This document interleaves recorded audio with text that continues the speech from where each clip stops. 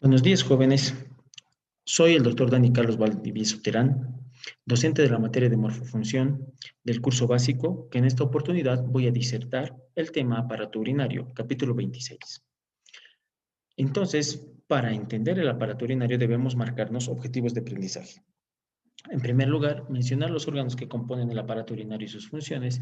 En segundo lugar, describir la estructura e irrigación del riñón. En tercer lugar, describir la estructura y la función de las nefronas, los túbulos colectores, en la formación de orina. En cuarto lugar, describir la estructura y la función de los órganos relacionados con el transporte, almacenamiento y eliminación de orina. En quinto lugar, describir los efectos del envejecimiento y las enfermedades más frecuentes del aparato urinario. A su vez, tenemos que saber nosotros describir los trastornos relacionados con el aparato urinario. Entonces, en primer lugar, debemos conocer las generalidades, los componentes del aparato urinario. Tenemos nosotros a los dos riñones, que son órganos ubicados en la cavidad abdominal, pero detrás del peritoneo parietal, por lo tanto les llamamos órganos retroperitoneales, que son encargados de generar la orina. La orina, a su vez, va a ir por una serie de conductos excretores, que van a ser los uréteres, dos uréteres derecho e izquierdo, también retroperitoneales, que se van a comunicar con lo que es la vejiga y por intermedio de la vejiga con el último conducto que va a ser la uretra. Es importante saber que la uretra va a terminar saliendo a la parte externa del cuerpo para eliminar la orina. Es así que nosotros entendemos que los riñones van a estar localizados de manera retroperitoneal, pero a su vez envueltos por capas. La capa principal y primaria que le está envolviendo es la cápsula renal, que es de tejido conectivo denso y regular. Por afuera de la cápsula renal que le da forma, tenemos a la cápsula adiposa. A su vez, por afuera de la cápsula adiposa tenemos nosotros a la fascia renal, igual de tejido conectivo denso y regular, que va a ser encargada de permitirle la relación con otras estructuras, sabiendo bien que los riñones se encuentran a nivel de la vértebra torácica número 12 hasta el nivel de la vértebra lumbar número 3. A su vez, por detrás se encuentran las costillas número 11 y número 12. Aquí estamos viendo otro tipo de corte para analizar el riñón. Este es un corte frontal. A su vez, aquí podemos encontrarnos con nuestras tres capas, la cápsula renal por fuera, después la cápsula adiposa y más afuera la fascia renal. Es importante saber que tiene sus medidas el riñón. Y cuando hablamos de sus medidas, tenemos una longitud de 10 a 12 centímetros, un ancho de 5 a 7 centímetros y un espesor de 3 centímetros. Tenemos un peso aproximado de 130 a 150 gramos. Ahora, el riñón tiene una anatomía externa, pero también tiene una anatomía interna, que la podemos ver en esta imagen. Aquí podemos ver que internamente va a tener una corteza, que es la parte externa del riñón, y una parte interna, que es la médula renal. Ahora, la corteza tiene un color rojo más claro y la médula tiene un color rojo más oscuro. La médula va a estar organizada en pirámides renales. Estas pirámides renales van a tener una base dirigida hacia la corteza y un vértice dirigido hacia la papila. A su vez, la corteza que está por afuera va a estar entre lo que es la cápsula renal y también la médula. Esta corteza se va a introducir entre las pirámides renales a nivel de lo que van a ser las columnas renales y por lo tanto la corteza no solo va a estar por afuera de la médula, sino que también va a estar entre las pirámides renales. Ahora, en el interior de la corteza tenemos a la estructura funcional más importante del riñón, que es la nefrona. La nefrona, por medio de un sistema de conductos, va a ser muy importante en la formación de orina. A su vez, este sistema de conductos va a terminar en un tubo, el tubo colector, que va a estar localizado a nivel de la médula renal. El tubo colector va a ir hacia un conducto papilar y el conducto papilar va a terminar en la papila. En la papila, en la formación de orina, vamos a seguir nosotros desembocando a partir de la papila en los cálices menores, en cantidad de 8 a 18. Estos cálices menores, a su vez, van a desembocar en cálices mayores, más grandes, que van a ser alrededor de 3. Y estos, a su vez, van a terminar en lo que es la pelvis renal. Por intermedio de la pelvis renal, vamos a tener nosotros el origen de lo que va a ser el uréter. Importante saber que la pelvis renal va a estar en una región medial e interna del riñón denominado el ilio renal, que es por donde van a entrar y salir estructuras como la arteria renal, la vena renal, la pelvis renal, que va a formarse y va a seguir su camino siendo ya el uréter. También vamos a encontrarnos aquí en el hilo renal con la presencia de los nervios renales, los linfáticos renales, y a su vez, por afuera de lo que es la pelvis renal y dentro del riñón, también vamos a tener un espacio denominado seno renal. Ahora, tenemos que entender la irrigación del riñón. Al hablar de la irrigación del riñón, tenemos que saber que hay arterias renales, obviamente derecha e izquierda, ramas de la arteria aorta abdominal. Las arterias renales van a llevar sangre oxigenada y una vez que ingresan por intermedio del ilio, llegan en dirección hacia lo que es la médula y la corteza, primero hacia los segmentos del riñón. Por lo tanto, van a ser arterias segmentarias. Después van a ir a nivel de lo que son las columnas renales. Por lo tanto, van a estar entre los lóbulos. Y estos lóbulos, por lo tanto, al estar entre ambos, les vamos a llamar arterias interlobulares. Después van a seguir su camino a nivel de la base de las pirámides renales. Y como se dan la vuelta en forma de arco, les vamos a llamar arterias arciformes. Estas arterias arciformes están entre la médula y la corteza. A partir de las arterias arciformes vamos a tener nosotros unas arterias que se van a ir de manera radiada a nivel de la corteza y las vamos a llamar arterias radiadas corticales. Estas arterias radiadas corticales van a después dividirse más pequeño en lo que son las arteriolas aferentes. Las arteriolas aferentes van a ser muy importantes porque a partir de las arteriolas aferentes empiezan los capilares glomerulares. Los capilares glomerulares van a seguir su recorrido y vamos a encontrarnos con las arteriolas eferentes. Un importante dato es que los capilares del glomérulo van a estar entre dos arteriolas que llevan sangre oxigenada. Después vamos a tener nosotros a la arteriola eferente que se va a dirigir más profundamente, llegando hacia la médula y por medio de los vasos rectos y también los capilares peritubulares va a seguir la sangre. Ahora, los capilares peritubulares son capilares en los cuales va a haber un intercambio de sangre oxigenada y desoxigenada y a partir de los capilares peritubulares vamos a empezar en la parte venosa a hacer el recorrido de vuelta del riñón, saliendo del riñón, a partir de las vénulas peritubulares que van a seguir su recorrido hacia las venas radiadas corticales que van a estar igual a nivel de la base de las pirámides renales y después van a seguir por las venas arciformes, por las venas interlobulares y así en dirección a las venas renales.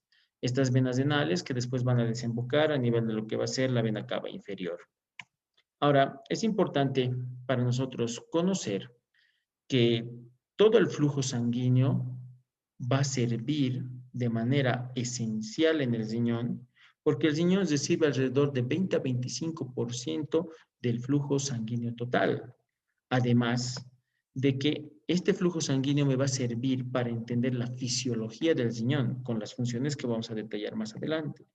Ahora, estructuralmente el riñón va a estar en contacto con una unidad funcional y estructural importantísima, que es la nefrona. La nefrona que va a tener en su primer segmento, en el inicio de la nefrona, un corpúsculo renal. El corpúsculo renal, a su vez, va a estar conformado tanto por la cápsula glomerular y también los capilares glomerulares que habíamos hablado previamente. Ahora, corpúsculo renal, cápsula glomerular y el glomérulo. Esto va a seguir por un sistema de conductos. En primer lugar, vamos a tener el túbulo contorneado proximal. Este túbulo contorneado proximal que va a terminar, ¿ya?, a nivel de lo que va a ser el asa de Henle. El asa de Henle que va a ser en forma de asa, en forma de letra U, con una parte descendente, que es la rama descendente del asa de Henle, que va a llegar hacia la médula, y de ahí vamos a tener una parte que es la rama ascendente del asa de Henle que va a salir de la médula, que se va a continuar con el túbulo contorneado distal. Ahora, nosotros tenemos que entender que las nefronas, si bien hay una gran cantidad, son alrededor de 1 millón de nefronas, existen en diferentes tipos, básicamente dos tipos. Tenemos nefronas que van a estar principalmente en la corteza, nefronas corticales, estas nefronas que son la mayoría, 85%. Y vamos a tener otro tipo de nefronas, las nefronas yuxtamedulares, que son un 15%. Si se dan cuenta, hay una diferencia muy importante en relación a lo que es el asa de Henle y la profundidad que tiene el asa de Henle dentro de la médula. Por ejemplo, en las nefronas corticales, nosotros nos damos cuenta que existe un asa de Henle descendente y un asa de Henle ascendente, que generalmente es gruesa. Importante esta diferencia. Aquí estamos viendo asa de Henle gruesa ascendente. En cambio, en las nefronas yuxtamedulares, yo tengo un asa de Henle que va a tener su parte descendente, generalmente fina, y va a tener una parte ascendente con dos porciones, una región ascendente fina o delgada y una región ascendente gruesa, con esa diferencia importante. Entonces tenemos que saber que existe un flujo de líquido a través de una nefrona cortical. Primero va a ir de la cápsula glomerular por medio de la cápsula de Bowman en el filtrado que se va a dar en el glomérulo. El líquido que se va a ir yendo a formar va a ser la orina, que va a ir primero por el túbulo contorneado proximal, después por el asa de Henle, tanto la rama descendente, rama ascendente, túbulo contorneado distal, después del túbulo contorneado distal va a seguir su camino hacia el túbulo colector, del túbulo colector al conducto papilar y del conducto papilar hacia el cáliz menor.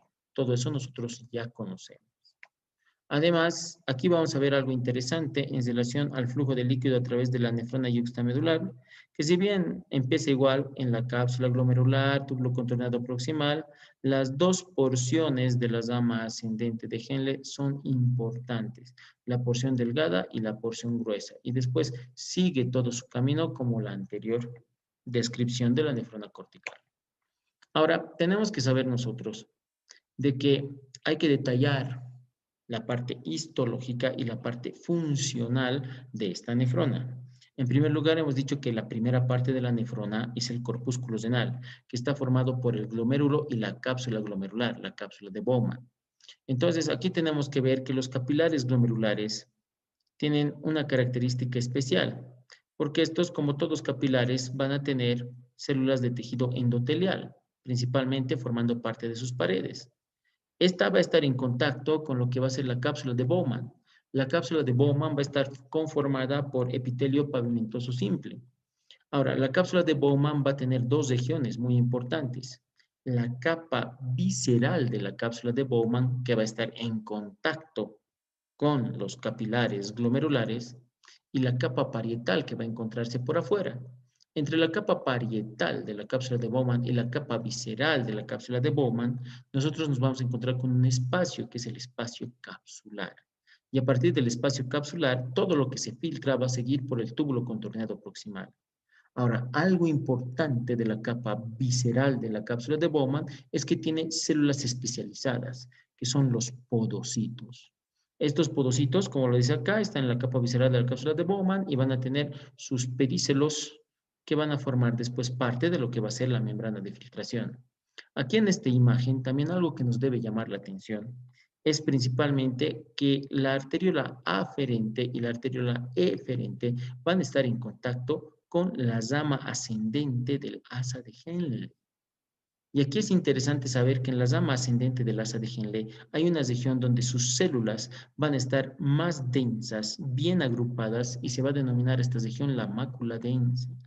La mácula densa es muy importante para el control de la osmolaridad del líquido, principalmente, y para el control a partir de unas células especiales que van a ser células de músculo liso, que van a encontrarse principalmente en la arteriola aferente, aunque también hay en la eferente, que son las células yuxtaglomerulares y van a formar en conjunto el aparato yuxtaglomerular, que lo describiremos más adelante. Ahora, histológicamente tenemos que saber nosotros que el túbulo contorneado proximal va a tener células epiteliales cúbicas simples con un borde en cepillo y con microvellosidades. Ese es túbulo contorneado proximal. Después nos vamos a encontrar con el asa de Henle, que va a tener una rama descendente y una rama ascendente delgadas, que van a estar conformadas principalmente por epitelio pavimentoso simple.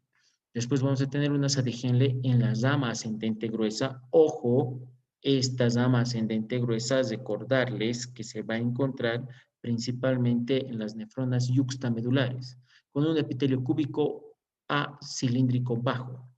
Después vamos a tener la mayor parte del túbulo contorneado distal en su inicio, en el inicio del contorneado distal, que es epitelio cúbico simple. Después vamos a tener la parte final del túbulo contorneado distal y el túbulo colector, que va a ser un epitelio cúbico simple, conformado principalmente por dos tipos de células, las células principales y las células intercaladas, cuya función veremos más adelante. Entonces, el filtrado glomerular ocurre en primer lugar en el corpúsculo renal. Ya vamos a ingresar a lo que es la fisiología del riñón. Las de absorción tubular y la secreción tubular suceden en todo lo que es el túbulo renal y el túbulo colector. Entonces, el primer paso dentro de las tres funciones principales para la formación de orina es la filtración glomerular, que se da en el glomérulo, donde el plasma sanguíneo y las sustancias disueltas más pequeñas, inclusive que las proteínas, se filtran en dirección hacia lo que es la cápsula glomerular. Después del filtrado, se va a absorber a nivel del túbulo. La principal de absorción del túbulo se encuentra en el túbulo contorneado proximal. A lo largo del túbulo renal se absorbe en el túbulo colector principalmente el agua. El mecanismo de absorción del agua es por ósmosis. Los iones y otras sustancias que se absorben desde la luz del túbulo renal hacia los capilares peritubulares y después en dirección hacia la sangre. A su vez, vamos a ver que va a existir la secreción a lo largo del túbulo, tanto del túbulo renal como del túbulo colector, de sustancias como desechos, fármacos, algunos iones que son secretados, como el potasio, por ejemplo, desde los capilares peritubulares hacia el túbulo renal. Y estas sustancias van a formar al final lo que es la orina, que contiene sustancias secretadas. Ahora, durante la filtración glomerular tenemos que entender nosotros que existe una membrana.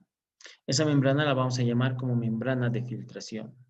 Lo que se filtra son agua y solutos. Ahora, esta membrana de filtración va a tener tres capas. En primer lugar, vamos a saber nosotros que los capilares glomerulares son especiales porque son capilares fenestrados. Por lo tanto, tienen fenestraciones poros de una célula del endotelio glomerular.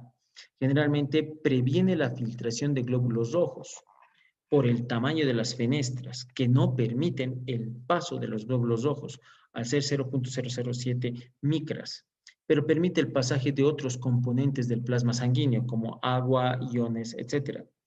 Ahora, por afuera de las fenestras y los poros de las células endoteliales del capilar, yo voy a tener la membrana basal del glomérulo.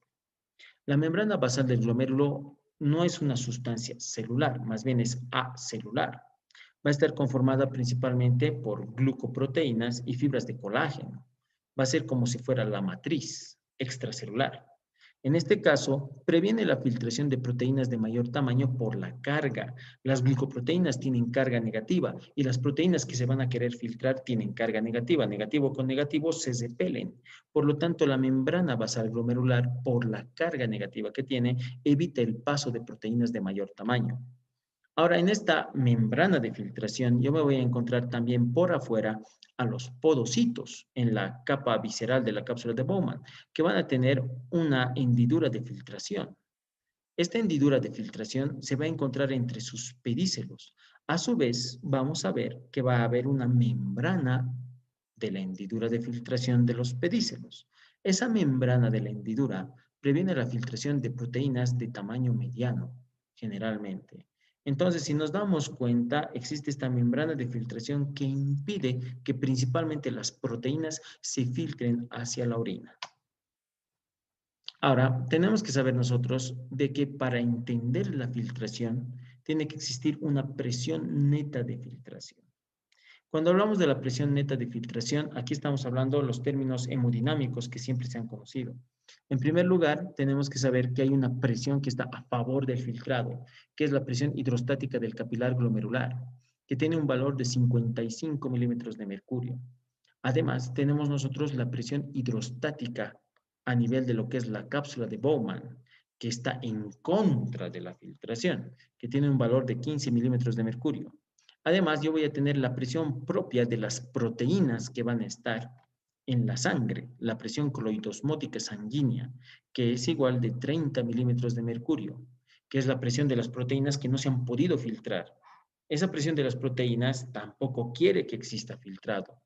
Entonces, Yo tengo que hacer una simple esta entre las fuerzas que están a favor del filtrado y las fuerzas que están en contra del filtrado. A favor del filtrado va a estar solamente la presión hidrostática del capilar, por lo tanto su valor es de 55 milímetros de mercurio. Y en contra del filtrado va a estar la presión hidrostática capsular, que es 15, y la presión coloidosmótica sanguínea, que es 30. Entonces, 55 menos 15 menos 30 me da un total de 10. 10 milímetros de mercurio es la presión neta de filtración. Ahora, es importante saber la presión neta de filtración porque va a existir un término denominado tasa de filtrado glomerular, que es un parámetro de filtrado tanto en varones y en mujeres que nos dice cuánto filtramos por minuto. Lo normal para el varón es 125 ml por minuto, para la mujer es menos, 105 ml minuto. Ahora, tenemos que entender que esta tasa de filtrado glomerular puede ser alta, por ejemplo, si la presión aumenta, puede ser baja si la presión disminuye. Entonces, yo tengo que saber que existen diferentes tipos de mecanismos que regulan la tasa de filtrado glomerular. En primer lugar, tengo que saber que son tres los mecanismos que regulan la tasa de filtración glomerular. En primer lugar, yo voy a tener el mecanismo de autorregulación renal, donde yo voy a encontrarme con ese mecanismo miogénico y la retroalimentación túbulo-glomerular que explicaremos. En segundo lugar, voy a tener una regulación neural, principalmente por el sistema nervioso autónomo. Y en tercer lugar, una regulación hormonal por la angiotensina 2 y el péptido natriurético auricular. Importante, el mecanismo miogénico es simple y sencillo. Es en base al estiramiento del músculo liso de las paredes de la arteriola aferente. ¿Qué es lo que pasa? Si se estiran las paredes de la arteriola, las fibras del músculo liso en forma de rebote se contraen y al contraerse disminuyen el flujo. Y si disminuyes el flujo, disminuyes el filtrado. Así de simple. En la retroalimentación túbulo-glomerular, que la vamos a explicar ahora, vamos a ver que hay un rápido ingreso de sodio y cloro a la mácula densa. ¿Se acuerdan? La mácula densa de la de Henle por una elevación de la presión arterial y la mácula densa se da cuenta, es un receptor. Entonces, la disminución de la liberación del óxido nítrico va a ser el efecto final en el aparato yuxtaglomerular que produce la constricción de las arteriolas aferentes. Igual disminuye la tasa de filtrado glomerular. La regulación neural con un aumento de la actividad simpática que genera noradrenalina. La noradrenalina tiene un potente efecto vasoconstrictor que disminuye el flujo y por lo tanto disminuye la tasa de filtrado glomerular. En la regulación hormonal tenemos dos hormonas. Una hormona que disminuye la tasa de filtrado glomerular y una hormona que aumenta el filtrado glomerular.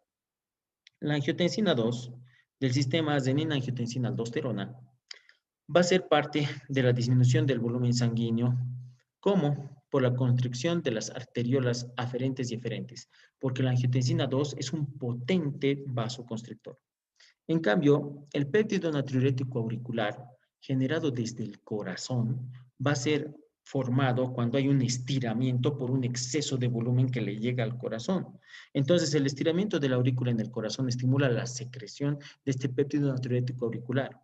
Y por lo tanto, como efecto tenemos la relajación de las células mesangiales del glomérulo, que es donde hace su efecto este péptido, en las células mesangiales, que son células contráctiles alrededor de los capilares glomerulares. Entonces, al relajar las células mesangiales, aumenta la superficie capilar para filtración, aumenta el filtrado. Es la única que aumenta el filtrado. Ahora, vamos a explicar un poco mejor lo que es la retroalimentación o también llamada reacción túbulo-glomerular. En este caso, vamos a ver un sistema de retroalimentación negativa. Por ejemplo, va a haber un estímulo que altera la homeostasis al aumentar la tasa de filtrado glomerular. Por ejemplo, puede existir en este caso la situación controlada, que es nuestra tasa de filtrado glomerular. Entonces, se ha aumentado la tasa del filtrado glomerular y el que está detectando ese aumento en la tasa son los receptores ubicados en la mácula densa. Estos receptores ubicados en la mácula densa, como hay mayor filtrado glomerular, están viendo que la velocidad con la que está yendo la cantidad de sodio y cloro ha aumentado. Entonces detectan un aumento del ingreso de sodio, cloro y agua, porque está aumentando la tasa de filtrado glomerular. Entonces, la mácula densa dice, no está bien que vayamos perdiendo sodio, cloro y agua. Entonces, manda una señal eferente directamente por intermedio del aparato yuxtaglomerular por intermedio de las células yuxtaglomerulares para que exista una disminución de la secreción de óxido nítrico. El óxido nítrico es un vasodilatador. Lo normal, en condiciones normales, es que exista óxido nítrico para que exista vasodilatación de la arteriola aferente para tener un buen flujo. Pero si hay un exceso de flujo, tenemos que disminuir la secreción de óxido nítrico. Y al disminuir la secreción de óxido nítrico, hay una vasoconstricción que disminuye el flujo. Y si disminuye el flujo, disminuyo la tasa de filtrado glomerular. La respuesta es disminuir la tasa de filtrado glomerular. En ese caso, se retorna a la homeostasis. Por lo tanto, estoy devolviendo mi situación controlada a la normalidad, porque ya no hay una alta tasa de filtrado. He disminuido el filtrado glomerular. Ahora, tenemos que saber nosotros que existen las tres funciones: filtración, reabsorción y secreción. Al entender estas tres funciones, vemos en este cuadro, el 26.3, cuáles son los valores y cuáles son los cambios que existen en la secreción que se va en la orina. Por ejemplo, primero lo que se filtra es 180 litros, que va a ser nuestro punto principal para tener estos parámetros. Si se filtra 180, se reabsorbe no el 100%, la mayoría, más del 90%, 178 a 178.5 litros. Por lo tanto, se secreta o se elimina en orina 1,5 litros a 2 litros. Proteínas, si bien han existido muchas barreras en la membrana de filtración, todavía hay proteínas que se pueden eliminar. Estas primero se filtran, después se reabsorben y alrededor de 0.1 gramos es lo que se secreta con la orina. El sodio también es importante. El sodio, ¿por qué? Porque 579 se filtra en gramos, después se absorbe 575 y tengo al final por la orina 4 gramos que se secretan. El cloro lo mismo, 640, 633 y 6.3 lo que se va por la orina. Bicarbonato 275, se absorbe 274 y se va por la orina 0.03.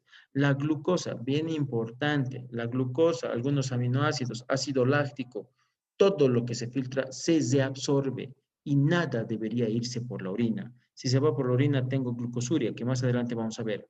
La urea, que es un desecho de las proteínas, de los aminoácidos por el ciclo de la urea que se da en el hígado. Primero se va a filtrar 54 gramos, se va a absorber solamente 24 y se van a secretar en la orina alrededor de 30 gramos. El potasio, que es 29.6 lo que se filtra, 29.6 lo que se reabsorbe, y ojo con el potasio, porque el potasio se secreta. Inclusive vamos a ver que en presencia de hormonas como la aldosterona se secreta en lo que es el túbulo contorneado distal en su parte final y el túbulo colector. Ácido úrico 8.5 gramos que se filtra, se absorbe 7.7 y se secreta 0.8. Creatinina, que es un compuesto muy importante en la valoración clínica, que se filtra 1.6 gramos, no se absorbe nada, por lo tanto se tiene que secretar 1.6 gramos. Ahora, tenemos que saber nosotros que existen mecanismos de transporte. Dentro de estos mecanismos de transporte tenemos que entender, por ejemplo, para la parte de las de absorción. Las de absorción puede ser por dos vías. Entre las células, entre las uniones de hendidura, vamos a tener nosotros unas de absorción paracelular. Ahora, si va por intermedio de toda la célula, le vamos a llamar nosotros de absorción transcelular. Generalmente, lo que se va a absorber son solutos y son líquido. Por ejemplo, aquí en la imagen vemos cómo el sodio se puede absorber de manera paracelular entre las células, o también cómo se puede absorber de manera directa al interior de la célula por vía transcelular y desde el interior, en contra de su gradiente de concentración, por intermedio de la bomba de sodio y potasio, puede ser trasladada hacia el espacio intersticial y de ahí dirigirse hacia los capilares peritubulares. Entonces, hay una absorción transcelular y hay una absorción paracelular y no solo para el sodio. También vamos a ver que van a existir eso para varias partículas, moléculas, inclusive diferentes tipos de compuestos. Ahora, entendiendo eso, nosotros tenemos que saber que, por ejemplo, en el túbulo contorneado proximal se absorbe la mayor cantidad de sodio. ¿Y cómo se absorbe la mayor cantidad de sodio en el túbulo contorneado proximal? Puede ser por cotransporte o puede ser por contratransporte. Recordarles a ustedes que existe dos tipos de transporte, que es el transporte activo primario y el transporte activo secundario. En el transporte activo primario yo necesito una hidrólisis de una molécula de ATP. Un ejemplo de transporte activo primario es la bomba de sodio y potasio. En el transporte activo secundario, que se puede dividir en cotransporte y en contratransporte, tengo que saber que las moléculas van en una dirección específica. Por ejemplo, en el cotransporte son dos moléculas que van en la misma dirección, o dos iones, etcétera, etcétera. Ahora, si es contratransporte, son también dos moléculas o dos partículas que van en direcciones opuestas. Entonces, aquí nosotros estamos viendo cómo dos sodios junto a la glucosa van a utilizar un cotransporte. El sodio ingresa al interior de la célula, la glucosa también ingresa al interior de la célula y la glucosa para reabsorberse utiliza proteínas de transporte que forman canales, proteínas de canal que ayudan a la difusión de la glucosa y por lo tanto, como la ayudan, esta glucosa se mueve por difusión facilitada. En cambio, el sodio va a llegar al interior de la célula y una vez que está en el interior de la célula, el sodio va a irse por transporte activo primario y la bomba de sodio-potasio para su reabsorción. Esa es una forma de reabsorción del sodio. Cotransporte con glucosa, túbulo contorneado proximal. Ahora, en el túbulo contorneado proximal también puedo tener un contratransporte en relación al hidrógeno, donde el sodio ingresa al interior de la célula y el hidrógeno sale del interior de la célula. El sodio al ingresar sigue todo el camino que conocemos. Ahora, este hidrógeno, ¿de dónde proviene? ¿Cómo se ha formado? En realidad, todo viene a partir de lo que es el dióxido de carbono. El dióxido de carbono puede estar en tres lugares. Puede venir el dióxido de carbono de la luz, del líquido en la luz del túbulo, porque aquí está la luz del túbulo. Puede haber dióxido de carbono de la misma célula, o puede venir inclusive el dióxido de carbono desde los vasos sanguíneos. Entonces, el dióxido de carbono, cuando viene de la misma célula, por si acaso viene desde acciones metabólicas. El dióxido de carbono se combina con agua. Al igual que en el glóbulo rojo, en presencia de la enzima anhidrasa carbónica se forma ácido carbónico. Una vez que se forma el ácido carbónico, este ácido carbónico se va a dividir de manera espontánea en hidrógeno y bicarbonato. Entonces, el hidrógeno va a servir para este contratransporte, porque el hidrógeno va a volver a la luz del túbulo. En cambio, el bicarbonato se va a reabsorber. Se va a reabsorber por intermedio de una difusión facilitada, por proteínas de transporte. Entonces, se reabsorbe el bicarbonato y es un importante tampón para evitar la acidosis. Ahora, nosotros tenemos que ver esto de manera más completa. ¿Por qué?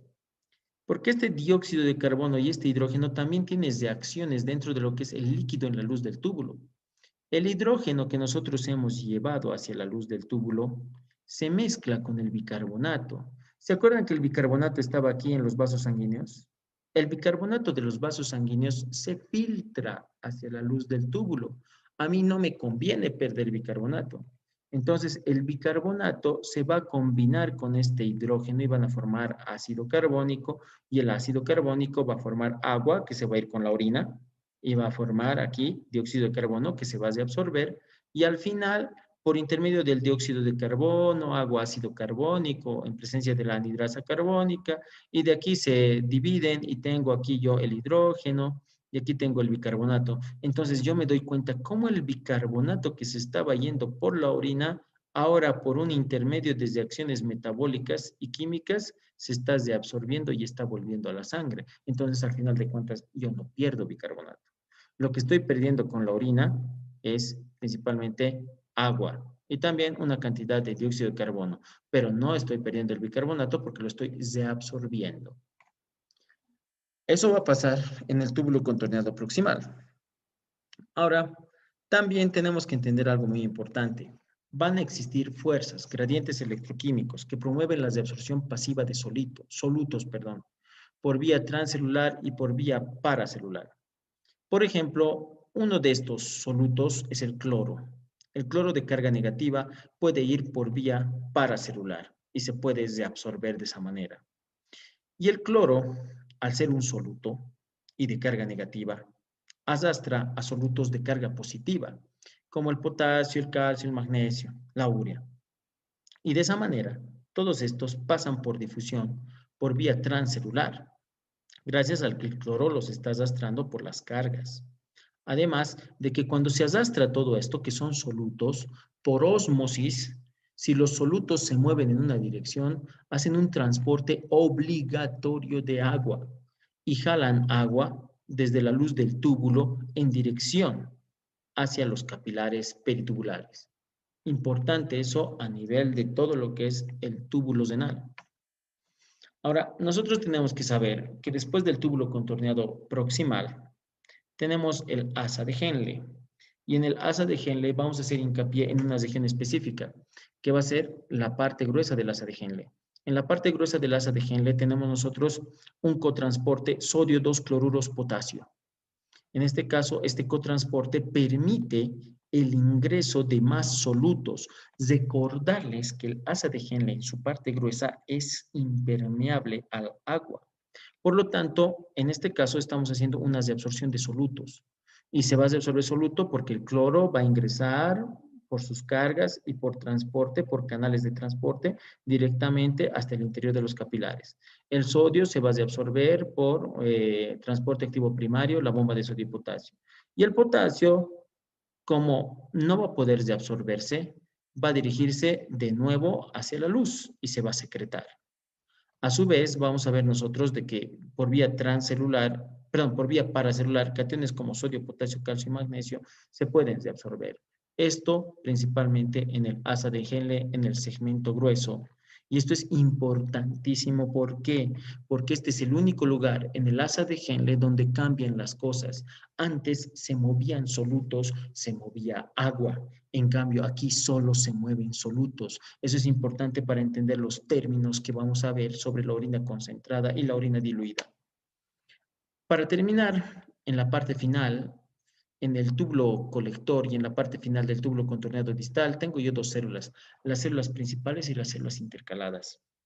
Las células principales son muy importantes.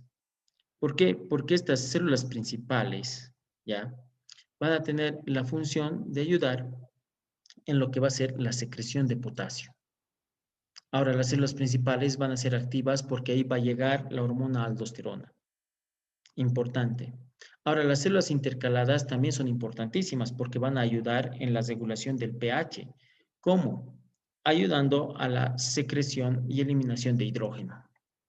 Ahora, por ejemplo, aquí tenemos que entender qué es lo que pasa cuando existe una absorción de sodio y en este caso el sodio ingresa hasta la luz de los capilares peritubulares y hay una secreción de potasio que con la bomba de sodio-potasio llega a aumentar intracelularmente y el potasio sale y por lo tanto hay secreción de potasio. Esto en las células principales. Recordemos, las células intercaladas tienen la función principalmente de la secreción de iones hidrógeno. Ahora, también en el túbulo contorneado distal vamos a tener nosotros en el principio del túbulo contorneado distal a lo que van a ser los receptores para la hormona paratiroidea, que va a ser muy importante en el control y en el metabolismo del calcio y el fósforo. Ojo, túbulo contorneado distal. Ahora, tenemos que saber que hay una regulación hormonal de la reabsorción y de la secreción. Esta va a ser dada por hormonas, angiotensina 2, aldosterona, hormona antidiurética, péptido antidiurético auricular, hormona paratiroidea. Por ejemplo, la angiotensina, ante una disminución del volumen sanguíneo o de la presión arterial, estimula la producción de angiotensina 2, que es un vasoconstrictor. Este estimula la actividad de los cotransportadores de sodio e hidrógeno en las células del túbulo proximal y entre sus efectos aumenta la absorción de sodio y agua. Al aumentar la absorción de sodio y agua, estamos equilibrando lo que tenía en un principio, que era la disminución del volumen sanguíneo. Con la aldosterona, nosotros tenemos que saber que un nivel elevado de angiotensina 2 activa la aldosterona y de esa manera promueven la liberación de aldosterona en la corteza suprarrenal. Esta aldosterona aumenta la actividad de las bombas de sodio-potasio en la membrana vasolateral y de los canales de sodio en la membrana apical de las células principales del túbulo colector. Por lo tanto, la aldosterona, muy importante, aumenta la secreción de potasio y la reabsorción de sodio, incrementa la reabsorción de agua y aumenta el volumen sanguíneo. La hormona antidiurética también es fundamental porque el aumento de la osmolaridad Por ejemplo, cuando nosotros tenemos un paciente que está deshidratado y está perdiendo líquido, aumenta la osmolaridad de su sangre. El aumento de la osmolaridad del líquido extracelular o la sangre activa a la hipófisis posterior, donde va a empezar a secretarse. Se estimula entonces la inserción de canales de acuoporina 2. Recordar que el agua se mueve por canales de acuoporina 1, pero que no es todo el agua, es el 90% del agua que se absorbe por acuoporina 1. Queda un 10% de agua que se va a reabsorber, llamada agua facultativa, en presencia de antidiurética por canales de acuoporina 2, aumentando la reabsorción facultativa de agua, lo que disminuye la osmolaridad y generando una orina concentrada, que ya vamos a explicar. Después tenemos nosotros al péptido natriurético auricular y la hormona paratiroidea, como les dije, en el control del calcio, y el péptido natriurético auricular para eliminar la orina en natriuresis por presión y generando más diuresis. Ahora, aquí estamos viendo, por ejemplo, esta retroalimentación negativa con la hormona antidiurética. Aquí nos dice un estímulo altera la homeostasis al aumentar la osmolaridad del plasma. Por ejemplo, una persona está deshidratada. Eso hace un aumento de la osmolaridad del plasma y del líquido intersticial. Los osmoreceptores del hipotálamo detectan ese aumento. Estos generan impulsos nerviosos por medio de la vía hipotálamo-hipófisis y liberan antidiurética. La antidiurética aumenta, bueno, se empieza a aumentar la cantidad de antidiurética y la antidiurética llega hacia las células efectoras, que son las células principales, y es en ese lugar donde se vuelve más permeable al agua y aumenta la absorción de agua. Por lo tanto, se genera orina concentrada, pero se absorbe agua, y al absorber agua disminuimos la osmolaridad plasmática, retornando la homeostasis a la respuesta normalizada. Ahora, tenemos que saber nosotros que la antidiurética es la que determina si tenemos orina concentrada o si tenemos orina diluida. Por ejemplo, si una persona consume mucho volumen de líquido, va a tener orinas diluidas. ¿Por qué? Porque en primer lugar tenemos que saber que en el túbulo contorneado proximal la osmolaridad que tiene el filtrado es similar a la del plasma, 300 y 300. Pero conforme va siguiendo su recorrido por el túbulo, la osmolaridad va disminuyendo. Si bien aumenta en un principio hasta 900, porque lo que más se está reabsorbiendo en el principio del túbulo contorneado proximal y en el principio del asa de Henle es agua, a partir de la parte ascendente del asa de Henle, se empiezan a reabsorber solutos. Se reabsorbe solutos, más y más solutos, hasta que al final la osmolaridad en el líquido es menor de 300. La osmolaridad puede bajar, como ven en la imagen, hasta 65. Entonces, como hay menos osmolaridad y hay más líquido, es orina diluida. En cambio, en las nefronas yuxtamedulares vemos otra característica importante. Vemos cómo va a existir este mecanismo, pero en presencia de la hormona antidiurética, se puede reabsorber al final agua y se reabsorbe esta agua facultativa, y al reabsorber agua se aumenta la osmolaridad teniendo una orina concentrada. Ahora, aquí vemos un breve resumen de lo que pasa en el corpúsculo renal, túbulo contorneado proximal, asa de Henle, el inicio del túbulo contorneado distal y la parte final del túbulo contorneado distal. A su vez, tenemos que valorar nosotros las características que va a tener la orina en el examen de orina. Tengo que ver yo el volumen, el color, si es turbio o no, el olor, el pH y la densidad específica. También yo tengo que saber patológicamente, viendo las anomalías que pueden existir en los riñones y en la vía urinaria, que cuando existen alteraciones a nivel de la nefrona, yo puedo estar, por ejemplo, con eliminación de albúmina, albuminuria, eliminación de glucosa, glucosuria, eliminación de glóbulos rojos que no deberían pasar por la membrana de filtración, hematuria, de cuerpos cetónicos, cetonuria, de bilirrubina, bilirrubinuria, de urobilinógeno, urobilinuria, los cilindros que pueden irse también y microorganismos que se van a ir por la vía urinaria. Ahora, toda la orina va a seguir su recorrido en dirección hacia lo que va a ser la vejiga. por medio de los uréteres. Los uréteres de 20 a 25 centímetros de longitud retroperitoneales que terminan en la vejiga. La vejiga con sus capas, al igual que los uréteres. La capa más importante de la vejiga va a ser la de su músculo, el músculo liso detrusor. Ahora, el epitelio que va a tener todas estas vías finales va a ser un epitelio transicional. A su vez, va a haber una región especial y específica en la parte posterior de la vejiga, que va a ser el trígono, el área triangular, donde desembocan en las partes superiores los dos uréteres y hacia abajo la uretra.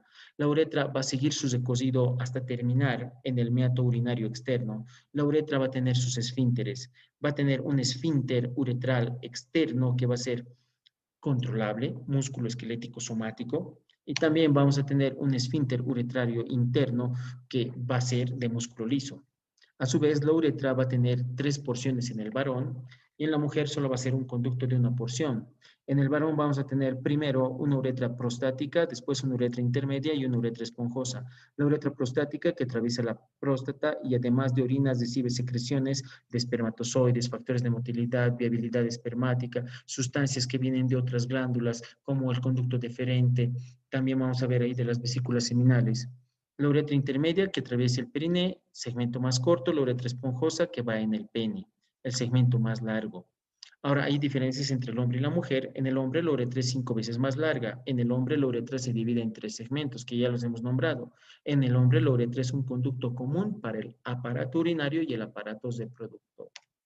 Y bueno, aquí tenemos la síntesis de las funciones y las regiones, tanto riñones, uréteres, vejiga y uretra. Por mi parte, muchas gracias por haber atendido la clase. Hay muchos detalles que se pueden corroborar en el libro y se puede profundizar. Esta es nuestra bibliografía y eso sería por mí todo y muchas gracias.